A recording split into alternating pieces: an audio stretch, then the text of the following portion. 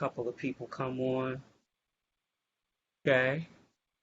What's up, everybody? Happy Sunday. Happy Sunday to everybody out there that's live. It's the 22nd episode of Sunday Brunch, the WNBA State of Mind. And I have a special guest today. Her name is Chasity Melvin. Let's take a look inside at Chasity Melvin. Okay? Chas was born and raised in North Carolina. She attended and played basketball for North Carolina State, the Wolfpack, all right? From 1994 to 1998, where she was named the Kodak All-American. She also led the Wolfpack to a Final Four appearance in her senior season and set the NCAA, okay? NCAA semi-final round record, okay? She had 37 points in their loss against Louisiana Tech. And she goes on to become a pro, where I engaged her, the American Basketball League, all right? And then she played for the Philadelphia Rage, so we have something in common. I left the Rage, went to the Condors, and then she came in, and I think she played with Teresa Edwards that year, if I'm not mistaken, all right? Then she goes on, she gets drafted in the first round. In the first round, 1998, with some heavy hitters, to the now-defunct Cleveland Rockers. And then Chasity spent 12 years in the league. She played for the Washington Mystics, which we all remember so well. Then she went on to Chicago Sky. Additionally, Chasity played professionally in Italy, Israel, Spain, Poland over there with my girl Margot Diedick, Russia, China. Then she retired. Chas, welcome to the show. Hi, Goody. Thanks for having me. What's going on? Hey, what's up? Welcome to Sunday Brunch, where we mainly discuss basketball, but love other sports. Today, we have an all-star cast, which makes for a great show. My girl, Chas, what's good with you, baby? Cheers up, but I'm in a dry house. Told you Oh, I'm at yeah. my parents' house. I asked you, I said, how's mommy and daddy? Yeah. Cheers up. It's all good. Yeah, good. It's always nice, as to have family to come back home to after you travel so much. So parents are like the most consistent thing in my life. So coming back home is always good. So still can't bring any beer in the house though. Absolutely. You better get the sip in the car. You better get the sip in the car. Before you come in the house. But, listen, I'm telling you, man, give us a glimpse into where you are now. I know where you are. But, I just wanted to line you up so everybody could, understand who you are. We got a lot of history together. We'll talk about the NBA Assistant Coaches Program. Of course, we'll touch upon that. But I'm telling you, man, give us a glimpse into where you are. WNBA former player. Come on with it. Well, just the journey, life's journey. Obviously starting out in this rural town that I'm back in right now, but playing ball, after the pro career, how we went through that little, like, what are we going to do with our lives? So, we had our long talks, but just adjusting to the challenges of what's next, and to be able for me to coach in the, go from coaching high school AAU to coaching in the G League to coaching college and now coaching in the WNBA. Like I tell people all the time, we make plans, but God laughs at us. So at the end of the day, you can only do what you do, and be patient. So for me, I'm just trying to make the best of any opportunity I get. So that's kind of like where I am. Absolutely. Absolutely. I agree with you 100%, and for those people that are just coming on, you're watching Sunday Brunch at WNBA State of Mind with Goody. My special guest is my girl sitting over here, Chasity Melvin, Kodak All-American. Did your thing on the professional side. You gave us a glimpse into where you are now. You played all across the globe, Russia, China, Poland, Italy, Israel, Spain. They just don't understand what our walk is to have success in this game. And so, you come from North Carolina, Fayetteville area, Roseboro, Southeast Fayetteville, near NC State. You stay home and you go to school in that area. You're in an area that produces great players. I'm not even going to name off the players because there's so many great players that came out of there. And you have great schools. What was it like growing up around Tobacco Road? Now, for those people who don't understand Tobacco Road, let me give you a little insight on Tobacco Road. North Carolina schools, and we're going to get to the HBCUs, United Negro College Fund, stand up. Okay? Now, we're talking about Tobacco Road, North Carolina Tar Heels, Duke Blue Devils, NC State, Wolfpack, ow, Wake Forest. Okay? Back in the day, the Big East and the ACC had TV on lock in the 80s, 90s, 2000. You grew up there. What was it like? Paint us a picture. It's just crazy. People move to North Carolina and if they've never been here, they're like, people are really crazy with NC State, Duke, Carolina Duke rivalry. I grew up, we were a Carolina family. Like each home was like a family. It was like either you're going for Carolina or you're going for NC State or you're rocking with Duke. Also throw Wake Forest in there, but it was just crazy, and we grew up a Carolina family. So when I made my decision to go to NC State, it was crazy, like we all had to switch over. But it literally came down to me deciding between UNC Chapel Hill and North Carolina State, like to the very last second before that signing period. So it was pretty tough. It was pretty crazy. Yeah. My mom wanted me to go to Carolina. My dad wanted me to go to NC State. So it was just crazy. Yeah, I can't imagine. There's so many, and people don't really understand something about the South. When you're growing up, you are going to be torn between schools. Yeah. I went to Old Dominion University, and I remember how many people were torn between ODU, especially UVA, going Yeah. to UVA, going to JMU, going to VCU, going Yeah. to Virginia Wesleyan, going to Virginia State, Virginia Union. Like there's rivalries down there with these schools and stuff like that. When you're on Tobacco Road, man, and I would be remiss if I did not mention all of the HBCUs, okay? United Negro College Fund, all right? Bottom line, in Durham, NC Central, Shaw, Campbell U, NC A&T, if you want agriculture, Livingstone, Fayetteville State University, Elizabeth City State University, John C. Smith, NC Central U, Winston-Salem State, stop me, somebody. Bennett College, St. Augustine, gotta shout that out. Deb Wilk, what's up over in Newark? I know that's where you came from, okay? So, bottom line is, North Carolina has had a major impact on our education system in America and deserves to be they deserve to be applauded. Regardless of the bigotry and all the stuff that's going on, North Carolina is filled with good people. Elaborate on that. No, I agree. I mean, it's funny. I'm still single. I don't have family, but I tell everyone, people move to North Carolina and they realize like it's a great place to raise a family.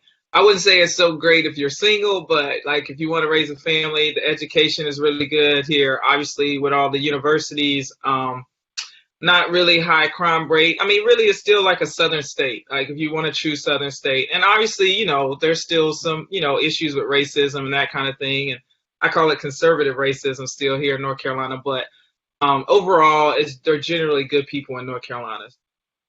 I always rock. I mean, I have a lot of family and friends here, but it's a beautiful state, and they're making changes. Like it's slowly changing and becoming more diverse. Yeah, absolutely. I think I loved Charlotte. When I went down there to play for the last few months, of my career, actually, it was absolutely, it was gorgeous, hot, humid. Okay, you gotta definitely know that. You gotta want some place that's gonna be hot. And I tell you straight up, human nature. I mean, Mother Nature, excuse me, is out there. So you're not Oh about yeah. bugs and things just popping up at it, whatever. You It's know what I'm it's saying? country living in North Carolina. You are not gonna. You will. Mm, Yeah. You will yeah, be introduced to country living, hot, humid, bugs. Yeah, definitely. So. great food, great food. That's all I'm gonna say is great food.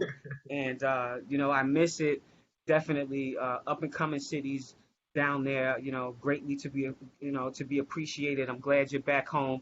You know, and once again, you're watching Sunday Brunch with Goody. I got my girl Melvin on here with me today. She coming straight up out the Wubble. You hit me up couple of like it was a couple months ago. You hit me up. I said, "Yo, I'm gonna get back at you." circling back, you out the wubble, I hit you up. You was like, "Good, I'm in the car. I just got I need you on the show. Come on." You're like, "Yo, I got you." That's how we roll. And so I was so glad us circling back. You coming back and moving along the basketball. You know, let's talk basketball inside the wubble. You got your MVP Asia. You got your defensive player of the year, Candace Parker. You got your Roy Crystal Dangerfield, uh, your most improved player, Venetia Leahy. Six woman. You got Hamby. She got that two consecutive times in a row. So there's just some good basketball going on in there, and the Aces, as we speak, are playing the Connecticut Sun. They're down 2-1. Uh, Alyssa Thomas goes in on the Aces with a dislocated shoulder, two cartilage tears, racking up a game high 23 points, 12 rebounds, 4 assists, 3 steals. Crazy numbers to lead the Suns to a 77-68 gut punch victory. Yeah. All right. What do the Aces have to do at this point to secure a win, Chas? Like, you were in the bub. Like, what's going on with that? You know, it's crazy. You know how the playoffs are. I mean, if you meet a team that's finally hot, and that's what the Aces are facing against the Connecticut Sun. They struggled the entire bubble. They weren't shooting the ball well. Dewana Bonner was added to the team. He had to, learn how to gel with that team coming from the Phoenix Mercury.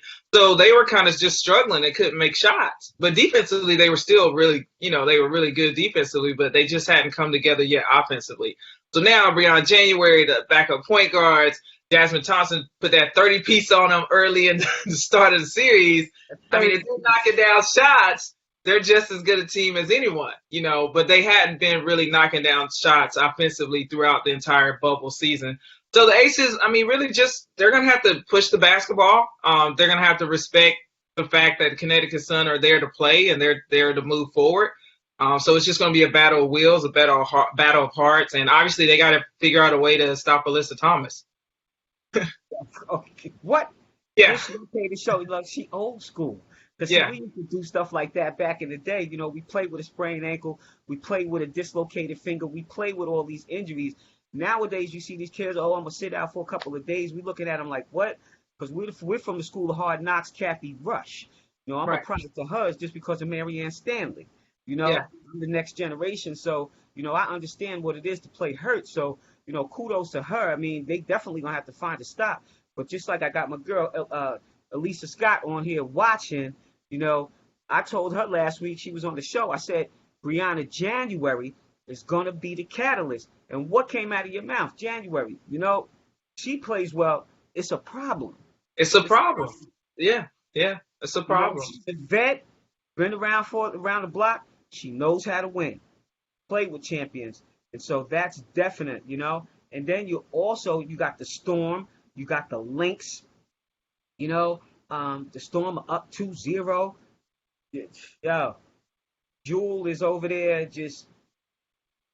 Listen, this is the best I've seen Jewel Lloyd play all year. In scouting the Seattle Storm, I was like, she scares me. Like, what do? You make her go to the basket, or do you just make her settle outside as a jump shooter? She can give it to you from every, aspect on the offensive end. Like, she can finish on either side. She can attack. She can stop and pull up for the pull-up jumper. And then, obviously, she's great from the 3-ball. So, I mean, once she's on, she's on. And with that, with all those skill sets, if you take away one thing, she has a way of always, putting her wheel on the offensive end because she can get to the basket. If you can get to the basket and ones, get to the free throw line, that's always a problem. Yeah, she's pretty deadly this year. And you got to watch it. You know what I'm saying? That's like, I was talking to the DA, Derek Anderson, a couple of weeks ago. And, I'm saying it's like, having a front seat at LA Fitness and they just going at it when they're in the off season. Right. So it has to be fantastic to sit there and watch, and it's really a version of who got next. Because, if you lose, you might not get back on the floor. So Right. it has that whole feel. It's just like awesome. I love watching it. I know that it's a different look and it's a different feel for a lot of people, but just the fact that we were able to come up and they can create an atmosphere where we could continue to do what we love. I mean, what a blessing. My faves in the Wubble, Asia Wilson, MVP, Thomas, of course. What y'all gonna do with her? You know, Kennedy Carter, love that kid. Tarasi, of course, Miss Consistent. She's a vet in the league. Of course, we would love to have seen her. We'll talk about your team in a little bit.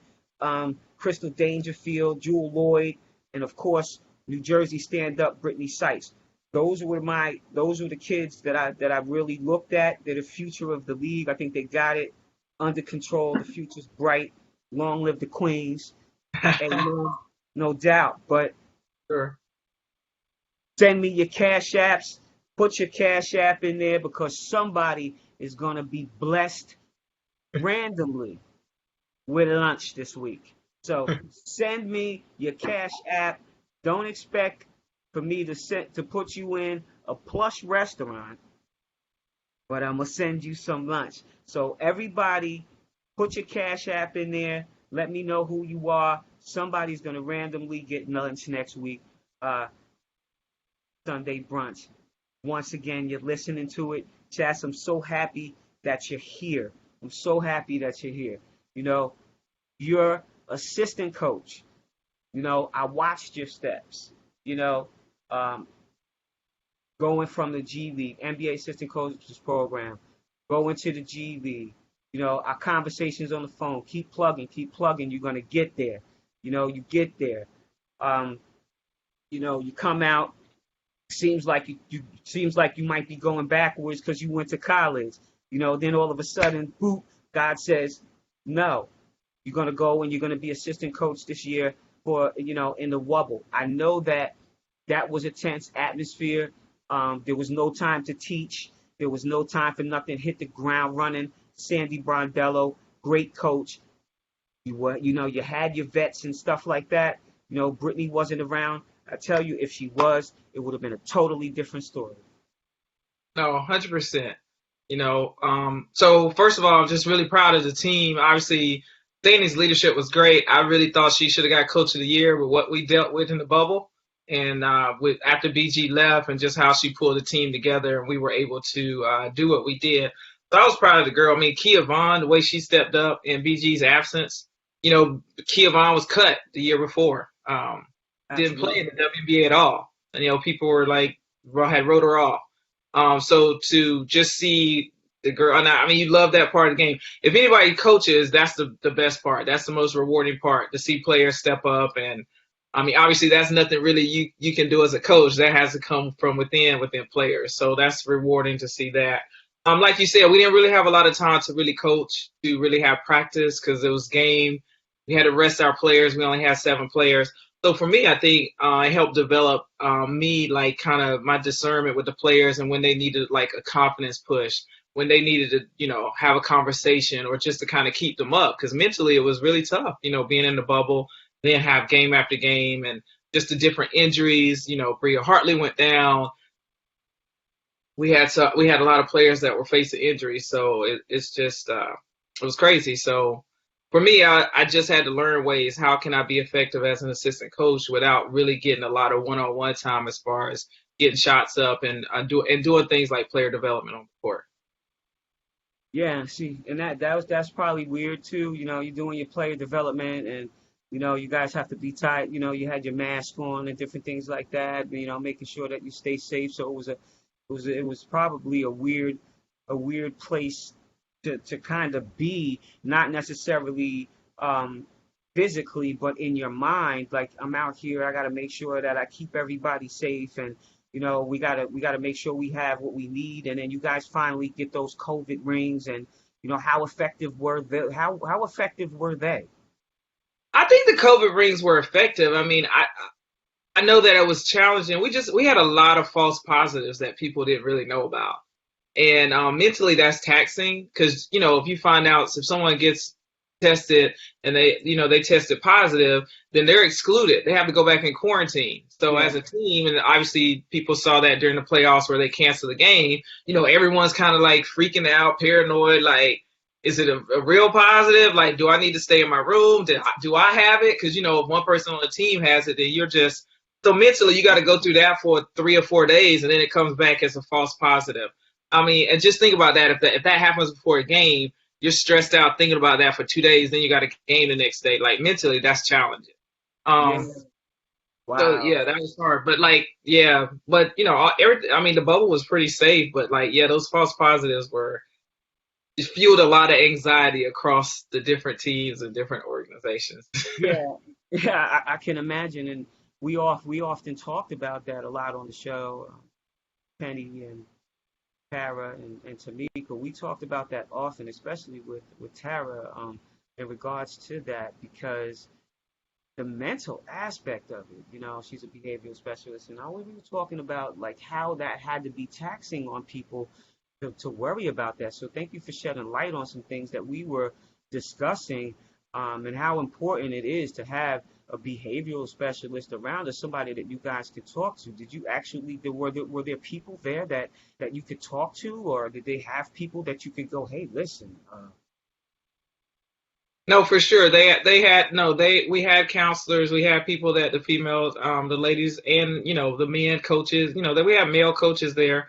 Um, Shout out to the WNBA though, like to put the bubble together on such short notice. I mean, I know social media, the girls are putting out a little bit of things of like, hey, the food's bad and this is bad, but overall, it was a great situation to be able to play the season out in such a short notice. For me, I feel like just talking about the bubble, the wubble as they call it. Once I left it, I'm thinking about the camaraderie there and just the diversity of the WNBA. It just kind of reminded me like I wish people could get a real glimpse of it, like if someone could do a documentary, because we had like basically a great representation of the US. We had the male coaches, we had husbands, we had wives there with the husbands with their kids, we had the single moms with their kids, we had the baby daddies, we had straight relationships, we had gay relationships, across the everything was in a wild entire rubble. yeah, across the Wow. entire spectrum, black, white, Australian, overseas, like different nationalities, like all inside the boat. Melting pot. Yeah, it's the melting pot. And for me it was beautiful because everyone got to experience each other, but we had such a high level of respect for each other. The male coaches being able to just as far as all the WNBA coaches being able to engage with other coaches and see like each other's work ethics and figure out each other's personalities, as opposed to during the season you're not going to talk to the other coaches. You just look like I can't stand Cheryl. She gets all the calls, stuff like that. But you see each other's grind every day, and everybody's got the same grind. Like no one's working harder than the other person. So for Yeah. me, I just thought that was beautiful because just that huge spectrum. And I'm like, wow, we can all respect each other in here, but outside, like, it's just crazy. That's Crazy. an awesome testimony. And you know what? That was another thought of mine, and put your hand out and slap it because you got a camera. You could have did that, I'm gonna come back. Listen, you already know what Big Sis gonna say. So But stop Goody, it. You could have Goody, I didn't have I'm paranoid. I'm like all in my scouts. I'm like I gotta scout. I gotta you like want to. Never mind. Yeah, that might have been a little bit too much to ask for you because you drove me crazy, NBA assistant coaching program. I'm like 1, 2 o'clock, 12 o'clock. It didn't matter. It was like you was going, Goody, we gotta get this scout. I got calm down. We good. So yeah, whole camera scene with you just wasn't a good idea. I wish that they had allowed more people in the Wubble to be able to capture it besides just the crew that they had in there. They needed more people, more different angles. ESPN is going to give its angle. NBA TV is going to give its angle. But we needed the people's version, the people's angle. Maybe some podcasters could have been in there doing their thing, hint, hint. But bottom line is this, the scope. Facebook Live. They put it on Facebook Live, so shout out to them for that. kept shouting that out. So finally, somebody in the marketing department said, "Hey, listen, maybe we need to entertain that." So it was good to see that because they have a million, probably more followers now since the Wubble. The Wubble has been just a blessing and a curse. But on the blessing side for the WNBA, it's given us more exposure than we can ever imagine. And once again, you're listening to Sunday Brunch, and if you're just tuning in, I got my girl Chasity Melvin over here, former WNBA player. You remember her from the Mystics, how she got down. We're not going to talk about Chicago when your eyeball popped out. That whole story, that was crazy. I freaked out. Everybody freaked out. I remember our mentee Price going crazy on the floor when that happened to you. And then later on that evening, Superwoman, you were doing something for the team because it popped back in your head. Yeah, it's just crazy. Obviously, that was a miracle type, event, miraculous event. But yeah, a lot of people, and that's the first thing. Any team I go to, they're like, their eyeball popped out. I'm like, yeah, my eyeball popped out. I couldn't even get that out. But it's just like, yeah, it was just a freak accident. For me, I was just like, am I still gonna be able to play basketball? You know how I am. That was the only question. Like, still gonna be able to play basketball. That was like my biggest, desire. Like, so once I realized like it was gonna heal and I was still gonna be able to play, it was what it was. But yeah, for me, like, keep going. Like, that's all I keep. I just joke with people like, the eye incident made me was God's way of saying keep looking up. So that's what I joke about. Yeah. What? That's funny. You know what I'm saying? It wasn't funny at the time because it was real scary to see that happen. Yeah. But if there was anybody who was going to bounce through that thing, it was going to be Chasity Melvin. So send me your cash apps because somebody is going to be blessed with lunch randomly next week. So send me your cash app, bless you with some lunch. Listening to the show, download Anchor FM, right? The Aces are playing right now. I hope they come through this because that's my team. We went from Utah and Antonio to Vegas. So it Right. looks like they finally found a home. They love them in Vegas. They got a great coach over there, Bill. So they turned the corner. They got the MVP over there. They also have the Hamby kid over there. Second time, sixth player of the year. You know, Teams are going on. You were in the wubble. You know, who do you think is going to come out of this thing? You know, uh, does do the Sun are they eliminated? Do they eliminate the Aces, or do the Lynx? Can the Lynx win three in a row? No, no. I mean, from the very beginning, have to give it to Seattle Storm, led by Sue Bird, the veteran point guard, one of the smartest players to watch, and to watch her work ethic, get the chance to see that up close and personal in the Wubble, was obviously really good for me.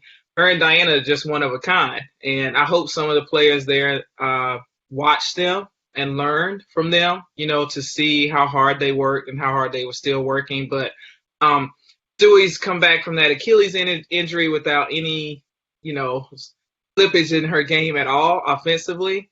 And Jewel Lloyd, and then obviously Alicia Clark, like she's a Alyssa Thomas for them. So I just don't see anyone beating the Seattle Storm. But anything's possible in the bubble.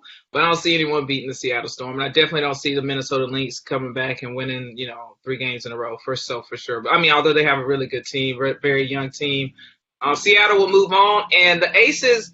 The Aces are really, they're gonna have to get more offensive output than Asia Wilson today. Someone's gonna have to be an X factor. Angel McCautry's, Yeah, she will veteran. step up.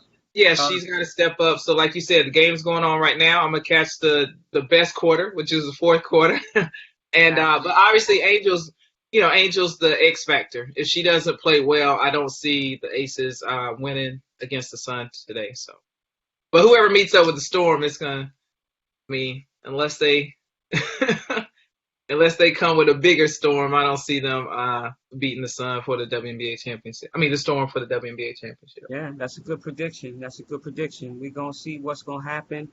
A lot of it's going gonna be predicted in that Connecticut Aces, turnout, how they finish up. I think that's gonna be the predictor of who wins. Um, like you said, Seattle's got a lot of intricate pieces. They got the vet over there. They're just making it work. They rested her up. Yeah. Also, they did the right thing in regards to that because, she can come in a game and in any game at any given time and drop 20, give you 10. Plus you're gonna get a couple of steals because she's scrappy in her age. And yeah, I do hope that kids are watching right now, because she's winding down her career. Diana Taurasi's winding down her career, and these next couple of years may be the last year or two that you can catch those guys playing and actually learn something from them. And so go out there and watch that tape. Is there anything that you could say to the young kids out there right now to encourage them because things switched up for them. It changed up, They didn't have the tournaments, they didn't have the this, they didn't have the that. You know, what could you tell a kid right now that's panicking, like, oh my God, what am I going to do? There's no college, there's no this, there's no that right now. What could you say to someone to kind of like calm the storm a little bit?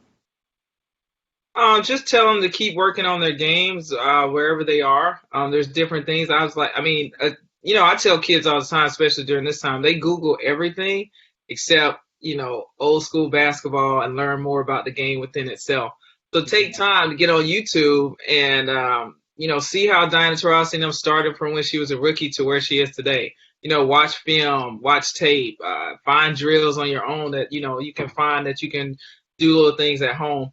But for the most part, I think, if you have injuries, take care of them. I think I think the young people obviously can really also find out what they like outside of basketball. I think this is a good time for them to build their confidence in other areas. And so that's just what I would say. And get out of their own way. Like, just, at the end of the day, everyone's at the same spot. I mean, it's just not athletes, it's entertainers. Entertainers want to get back out and have their livelihood, artists, people who direct the orchestra or people in play, like everyone is losing their livelihood to a certain extent right now. So you just got to figure out during that time what some of the other things you'd like, build relationships with your family and friends that you normally wouldn't be able to do if your livelihood was the same as chaotic as it was before, before COVID hit. And that's great advice. And, just looking at, the Facebook Live right now, I just want to shout out to a couple of people, Lisa Scott, Anna Diedick, Margot Diedick's people, love you much. Kim Barnes, Deanna Benish, Lucianne Cassia, Sonia Chase out there, what's up? Okay, Portia Motley, Mark Siciliano, Charlie Neal, how you doing? BET in the house, I love you, boy. All right, Nikki Barry, what's going on? ODU in the house. Shout out to everybody. And I want to say thanks to listening to Sunday Brunch, a WNBA State of Mind with Adrian Goodson, and special guest Chasity Melvin, former WNBA player and current assistant coach with the Phoenix Mercury, just directly out of the bubble, comes on the show. And so if you have Anchor FM, download us. Spotify, download us. Apple Podcasts, download us. Google Podcasts, download us. Castro, Castbox, Himalaya, Pocket Cast, Overcast, download us. Yes, it sounds good. I wanted to say, just let that marinate with you for a second. Download the show, Sunday Brunch. Chas shouted out all these different places that people can go and download the podcast. How can people keep in touch with you on social media? All right. Any new things for you in the works? Books you want to share? Anything like that? How do we get in touch with you? How do we keep up with the superstar? Just Facebook, Twitter, Instagram, everything. My handle's at Chasity Melvin. I wrote a book. Check it out. It's available on Amazon. I wrote it actually 5 or 6 years ago, but it's still, I think it's a great read. It's just a simple devotional. So for people struggling right now, kind of looking for a little bit of inspiration, check out my book. Order it on Amazon. It's called At the End of the Day, and it talks about my faith and some of my different life stories that I experienced on and off the court. So just a great read, and they're really short chapters, nothing deep. I didn't write that book, so it's just something I wanted to do once I retired, to kind of look back on my journey and to see how far I've come. So I wanted to give like a self-help tip and inspire people to just keep going no matter what. So it's a great short read, so you guys can pick that up on Amazon. And right now, I don't know, start something new. I'm thinking about starting a faith-based podcast, to kind of show that side of my spiritual side and some things that I kind of want to. I think it's a good time now where people are kind of looking for hope and peace. So I want to share that kind of side of my life that a lot of people don't know about. So a little, there's a little fear there because it's like, this isn't basketball. I know basketball. I love basketball. And obviously my dad's a minister, so I grew up PK. So that's a huge part of it's a huge part of my foundation, but still kind of like, but that's what I'm kind of getting into. So just follow me at Chasity Melvin, and also you can follow my at God's Child Instagram and Facebook page as well, because I'm gonna start doing something with that. Yeah, you were doing a little something prior to coming into the NBA assistant coaches program. I remember you were, you were doing your thing. I can't really remember exactly how you were doing it, to video attached to it, or you were blogging, or you were doing something. I Yeah, remember. video or blogging. Yeah. Yeah, so you were hitting it. Your sister got a podcast over there. Tell her, we gonna swap positions. You were talking I to me. will. She's gonna come on mine, and I'm gonna come on hers, and we're gonna make that happen. What's the name of her podcast that's out there too? So my sister Jamel Melvin, the Keep It G Show. Keep It G Show. So it's on Instagram and Facebook. But yeah, she's great, and yeah, I want to have her on my faith-based podcast. So she talks about a lot about love and relationships, and more of the stuff people are more interested in outside of Yeah, basketball. you guys are like, like day and night. When I'm around you guys, you're like day and night. I'm like, wow, wait a minute, wait, okay. Yeah, we grew up in the same house. Yeah. We're talking yesterday, talking about, I was like, yeah, both of y'all come on. I was like, oh, wait a minute, never mind. I don't mean that. Never mind. Not the two Melvin sisters together. Not that. No. Yeah, that would be a Love lot. y'all, though, but definitely, like I say, you're listening to Sunday Brunch with Adrian Goodson. Thank you for being on the show. And remember, if don't nobody love you, Goody does.